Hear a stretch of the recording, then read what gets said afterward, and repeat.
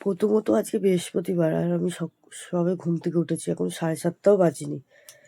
ঠিক আছে, তো আমি দেরি করে উঠতাম, 7:30টার পরেই উঠতাম, কেন কি বাইরে বিশাল ঠান্ডা, আর তার মধ্যে গলা বসে গেছে, গলা ব্যথা, খুব ঠান্ডা লেগেছে, মনটাও খারাপ হয়ে গেল।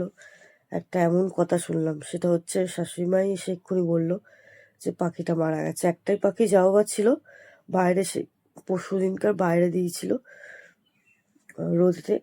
আর পাখিটাকে দুটো বাচ্চা কুকুর আর একটা লম্বা মানে তার মা কুকুরটা, তিনজন মিলে হাত মানে ওপরে দড়িতে টাঙানো ছিল, হাজড়েছে, ব্যাস মরে গেছে।